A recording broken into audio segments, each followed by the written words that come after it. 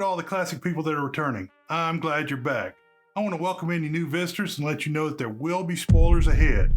Today on Classic Movie Review, we are taking on Roadhouse 1948. Yeah, not the Patrick Swayze one. Roadhouse 1948 is a classic film noir that tells the story of a small-town bar owner, Jefty Robbins, Richard Widmark, whose life takes a dark turn when Lily Stevens, Ida Lupino, comes between him and his former army buddy and employee, Pete Morgan, Cornel Wilde. Directed by Jean Negulesco, Roadhouse 1948 is a gripping noir thriller showcasing human nature's dark underbelly and the consequences of past mistakes. One of the strengths of Roadhouse is its complex and morally ambiguous characters. Richard Widmark delivers a stellar performance as the volatile and unpredictable Jefty, whose actions are driven by his possessiveness and desire for control. Cornel Wilde plays Pete with sensitivity and charm, making the audience root for his character despite his flaws. Ida Lupino shines as Lily, a woman torn between her loyalty to Jefty and her feelings for Pete, which adds depth to her character. This film's noir aesthetics are also noteworthy, with moody lighting, sharp dialogue, and a sense of impending doom permeating throughout. Director Jean Negulesco skillfully creates a tense atmosphere and uses shadows and angles to heighten the suspenseful moments. The film's climax is particularly gripping, with unexpected twists and turns that keep the audience on the edge of their seats until the end. Roadhouse is not just a run-of-the-mill noir thriller. It delves into deeper themes of jealousy, possessiveness, and the consequence of past action. It explores the darker aspects of human nature and our choices when driven by obsession and desire. The film also raises questions about loyalty, betrayal, and the nature of justice, making it a thought-provoking viewing experience. Its engaging story, compelling performance, and atmospheric directions makes it a must for genre fans. If you're a fan of gritty, character-driven thrillers with unexpected twists, Roadhouse 1948 is a film that should be on your radar. Roadhouse 1948 is rated 7.2 on IMDb.com. On RottenTomatoes.com, the film has a pretty good 92% on the tomato meter and a 69% audience score. An edited review by New York Times film critic A.W. from November 8, 1948 states in part, quote, "Having carved himself a fairly auspicious career out of being cinematically antisocial, Richard Widmark is keeping up the good work as a bad man in Roadhouse. The company also had the services of Ida Lupino as Widmark's Fulminius, related to thunder and lightning, opposite number, and the pair, abetted by crispy, natural lines, gives the story a much better than average distinction. Not that its bare outlines have distinction. It is concerned in the main with the struggle of a roadhouse owner with his house manager for the love of the place's entertainer. When the lady, a blues warbler, makes it clear that she prefers the handsome manager, the owner, a lad who will go to great lengths to square a grudge, frames his erstwhile pal on a phony robbery charge. The outline, as has been noted, is less than inspired, but a cinematic twist and a rousing Donnybrook between the principals serves as a much-needed catalyst. And the development of characters through an intellectually written script keeps things lively and plausible. List first that Widmark, though he stands in danger of being typecast as the screen's prime psychotic, does an excellent job, complete with chilling laughter, of the roadhouse owner who gets his friend paroled so as to further torture him. Although Ida Lupino is described as being able to do more with a voice than anyone I've heard, her portrayal as the beleaguered chanteuse is expertly brittle and passionate, and her singing of the three low-down numbers convincing. Cornel Wilde is the sedate but muscularly attractive object of her affection, while Celeste Holm is her customarily witty self in the decidedly minor role of roadhouse cashier, unquote. I was pleasantly surprised by this film. I've never been the greatest Ida Lupino fan, never being excited by her acting or the films she chose to direct. However, this all changed with this film. I get it. She was great in the role and did a decent job singing some songs. A reevaluation of Lupino is underway. Please remember to hit the like and subscribe button. It really helps the show get found, and you will be notified when new content is released. Actors. Today we have a fair-sized group of returning actors, and they aren't the B and C list levels. Ida Lupino is cast as Lily Stevens, a Chicago-based torch singer hired to work in a small-town roadhouse. Lupino was first covered in the film noir High Sierra 1941 beside Humphrey Bogart. Cornel Wilde played the easygoing roadhouse manager Pete Morgan. At the same time, he was clearly playing a manly man. Wilde was first covered in the film noir The Big Combo 1955. Richard Widmark provided the role of spoiled rich guy and roadhouse owner Jefferson T. Jefty Robbins. Widmark played the role of a psychotic that reacted irrationally when he didn't get his way. Widmark hit the crazy laugh a few times, channeling Tommy Udo. Widmark was first covered in the Tights and Fights film The Long Ships 1964. Robert Carnes had a small role as Mike. Carnes was first covered in a fantastic film noir, Trapped 1949, with a very dapper Lloyd Bridges. One of my favorite background players was an uncredited Ray Teal playing a policeman at the train depot. Teal was first covered in the good western The Command 1954. Celeste Holm was in the role of good girl and cashier for the Roadhouse, Susie Smith. Holm was born in 1917 in New York City. An only child, her father was an insurance adjuster that worked for Lloyd's of London before immigrating to the U.S. Her mother was a painter and an author. While attending the University of Chicago, Holm became interested in acting. At the age of 19, she debuted on Broadway. Her success continued in the theater. After almost a decade in theater, Holm signed with 20th Century Fox for Three Little Girls in Blue 1946. Holmes's talent was really noted in her third film, Gentleman's Agreement 1947 with Gregory Peck. For this role, Holm won the Oscar for Best Supporting Actress. Holm was in some pretty good films such as The Snake Pit 1948, A Letter to Three Wives 1949, All About Eve 1950, The Tender Trap 1955, and High Society 1956. Holm had a short-lived television show titled Honestly Celeste in 1954. She continued to work and was very active in television series, game shows, and TV movies. She died in 2012 at the age of 95. An interesting side note, her son Todd coined the word hypertext. Ozzie Whitehead had a very small part as author or art. Whitehead was born in 1911 in New York City. He started his career as a stage actor. In the mid-1930s, Whitehead moved to film work. His third film was The Grapes of Wrath 1940. Although a pacifist, he served in a non-combat role in World War II, leaving the service as a non-commissioned officer. Always looking younger than his years, Whitehead was successful in films through the late 1960s with a fair amount of television appearances. He was part of the director John Ford's stock group and as such appeared in The Last Hurrah 1958, The Horse Soldiers 1959, and The Man Who Shot Liberty Valance 1962. He also appeared in the historical drama The Lion in Winter 1968. Whitehead moved to Ireland in 1963, where he primarily worked with Baha'i congregations.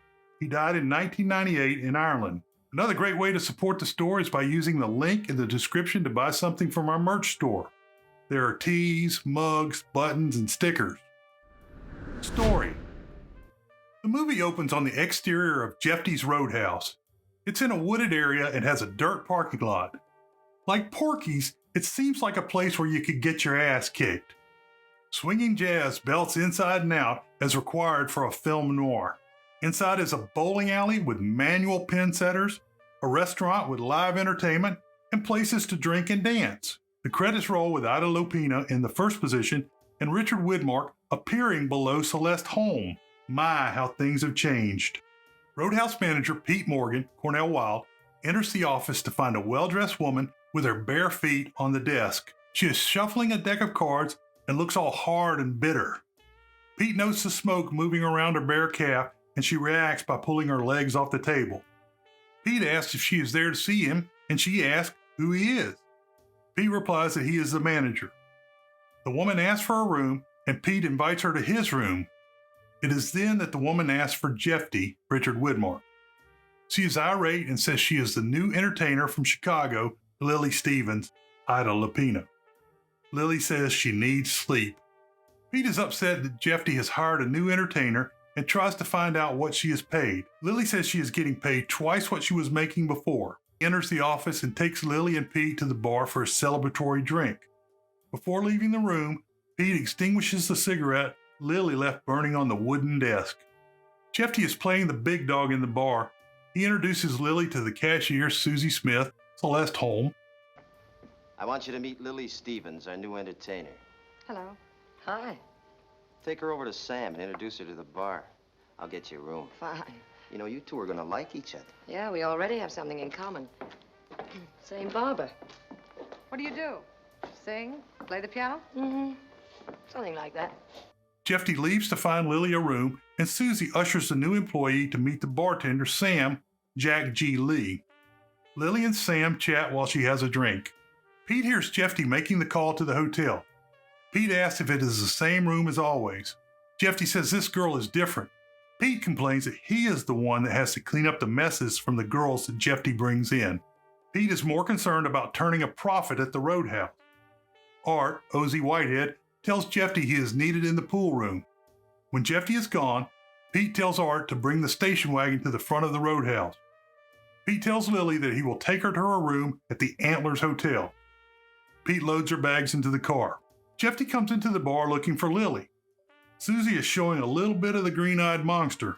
Sam is taken aback that Pete is being friendly to an entertainer. Pete drives Lily to the train station, which is located across the street from the Antlers. Pete offers Lily money and tells her she is leaving town. Pete continues that whenever Jefty goes out of town, he brings a female back with him. Lily hits Pete with the chills and says she will stay as long as she wants. When Pete calls her baby, she gives him a hard slap. Later, Lily sits at the bar waiting for her time to sing. Jefty gives Lily an introduction to the tiny local crowd. Pete watches her leave a burning cigarette on the piano. Her singing is pretty moving in a gravelly way, both in the movie and in real life. She's a hit. Pete goes to the office and Jefty follows him inside. Pete is forced to admit that Lily is a good entertainer. However, it still doesn't make him happy. After the show, Lily chats with Sam. Pete eats crow for being against Lily, but leaves to work as Jefty comes in. Lily tells Jefty she wants to learn to bowl. Jefty says he has the perfect coach. Time passes as noted by the multiple burn marks on the piano. The bar is crowded with people to see the show. The people have even left their bowling games to hear her sing. Pete watches part of the show. He leaves in the middle to bowl a few rounds. Jefty tells Pete he wants him to teach Lily to bowl. Pete does everything he can to get out of the assignment. Jefty shows his first sign of anger as he forces Pete to take the teaching assignment. Jefty tells Lily that she will need slacks. Lily says in one of the best contemptuous lines I have ever heard in a movie, "I know how to dress. Huh, you're killing me," as she walks away. You'll need slacks. Something like that.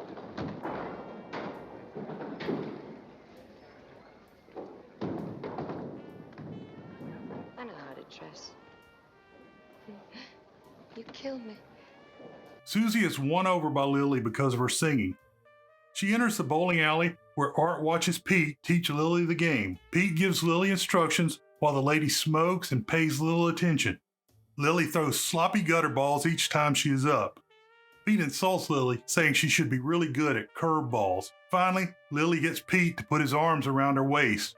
It seems like Pete and Susie may have had a little something going on. Lily throws a perfect strike, already knowing how to bowl. On Sunday morning, Jefty is in a small-town diner with a couple of other men. They are discussing how close his cabin is to the Canadian border. The cook gives Jefty a to-go breakfast tray.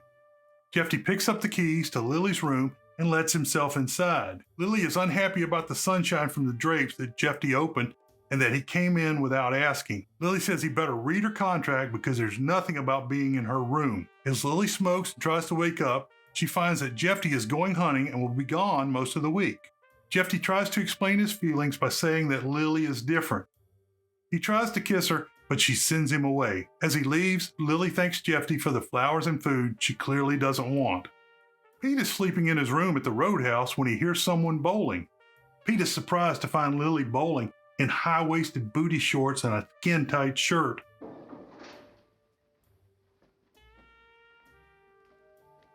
Hi. I've just been spoiling all your rallies for you. How'd you get in? Simple. I used to pick locks when I was a kid. Did I wake you up? Yeah. I'm sorry. Go on back to bed. He doesn't fall for the trap and he goes back to his room. A bit later, Lily knocks on Pete's door carrying a breakfast tray. He compliments her on her outfit. Pete is going boating and Lily asks to go along. He says no because she's Jefty's girl. Lily throws down on Pete and tells him she's in charge of her life. Pete says he will pick her up for boating at 11 a.m. Lily wears a dress with an oversized scarf around her waist for the trip. She has also made a big basket of food. When they get to the car, Lily is surprised that Susie is also coming on the trip. Lily doesn't have a swimsuit with her. Lily sits in the Jeep lazily playing solitary while Pete and Susie swim and have a good time. Susie goads the unhappy Lily. In response, Lily turns her oversized scarf into a sexy bathing suit. The suit really gets Pete's attention. Susie knows she is losing the game.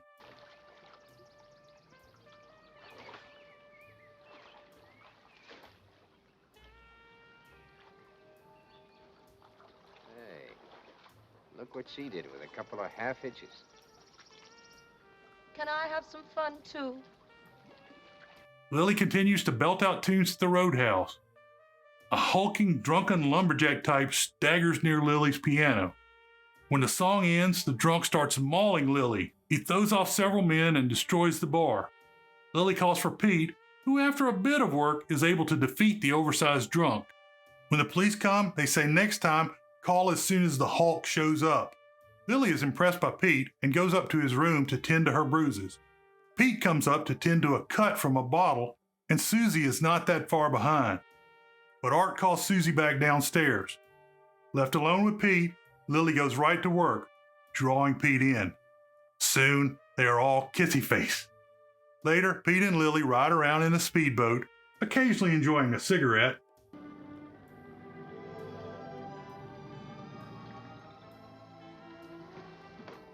Hiya, Skipper. Hi. How do you feel? Feel good.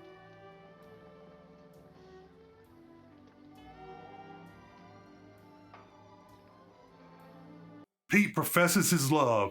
It has been less than a week. Pete tells that he and Jefty go back to before the war. Lily worries about how Jefty reacted when Pete didn't want to teach her to bowl.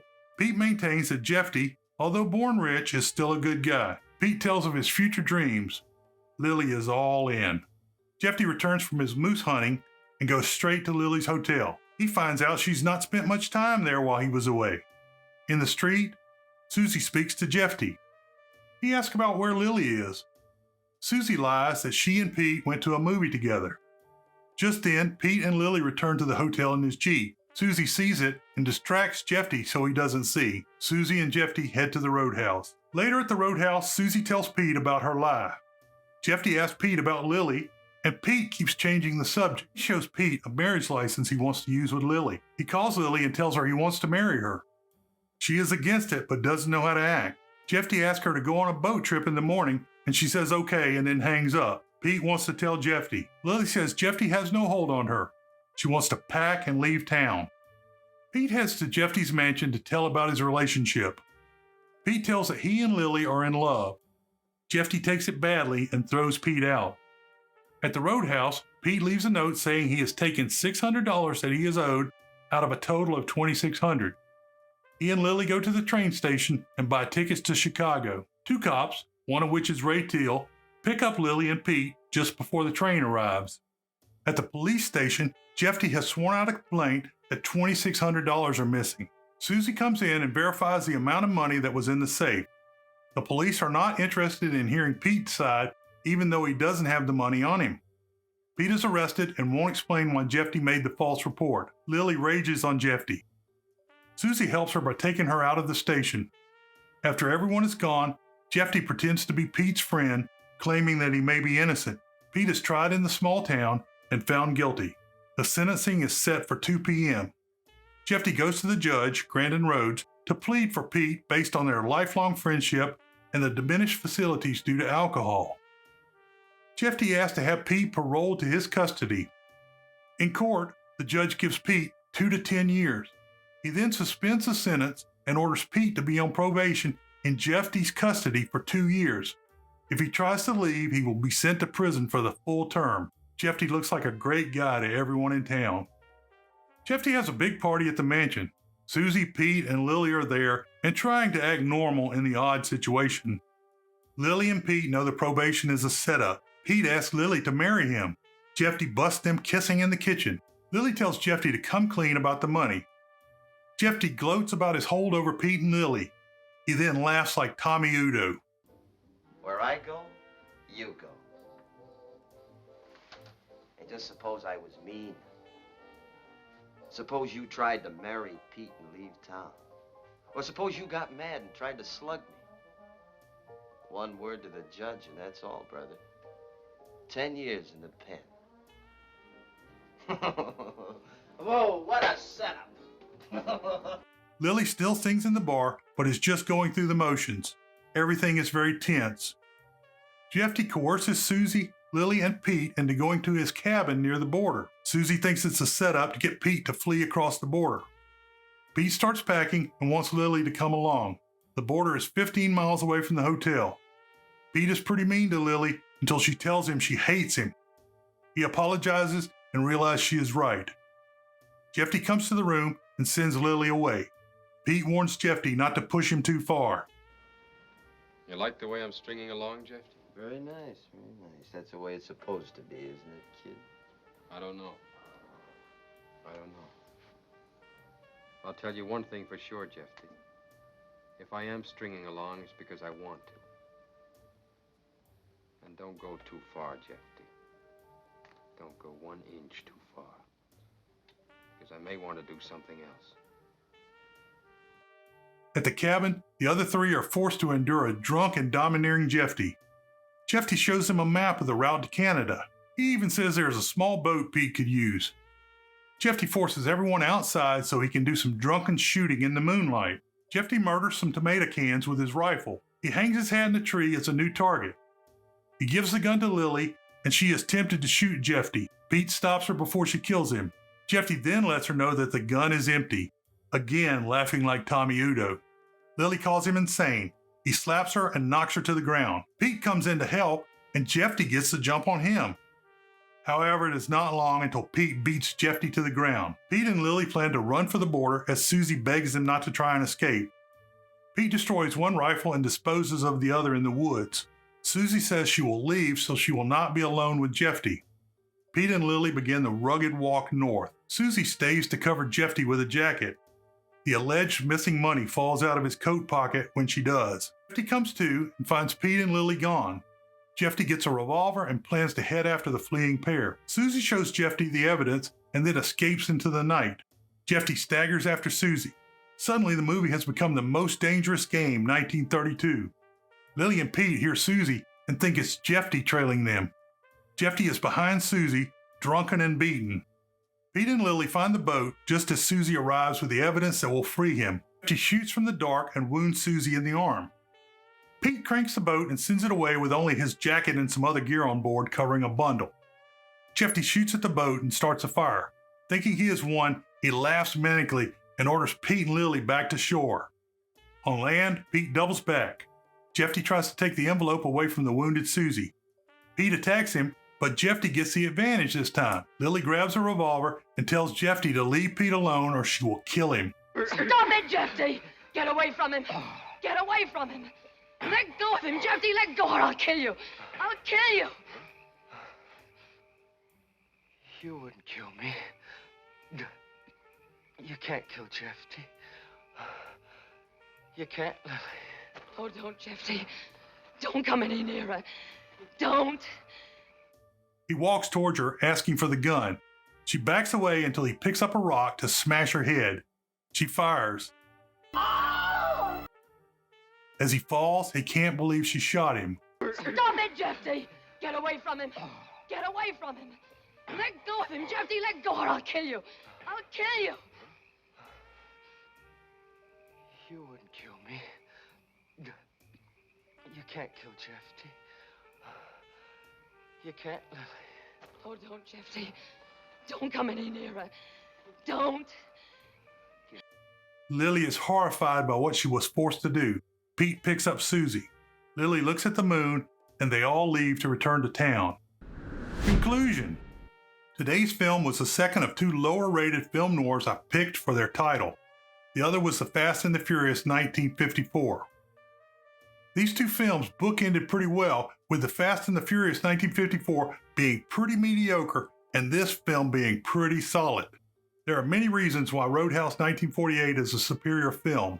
The real reason was revealed in an interview with director Jean Negulesco in 1969 and as follows.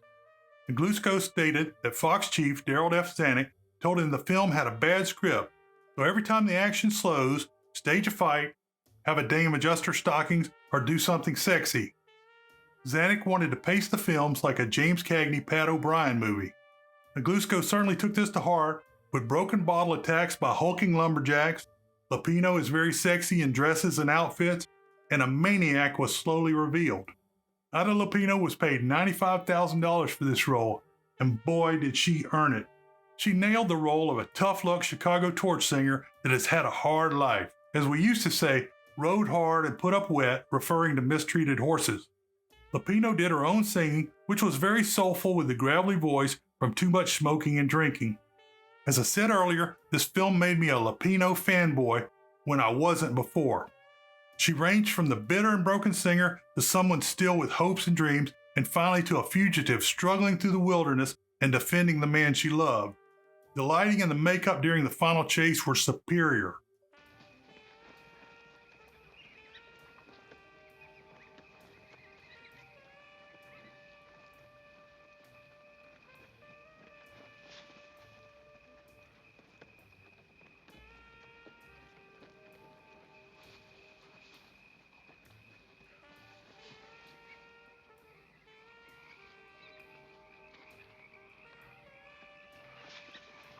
There it is.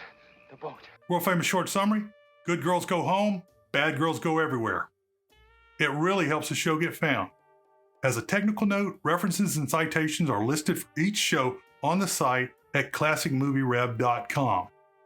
As always, I want to shout out to my major supporters, Alan Rocket, Thunderstruck, and Rob Y.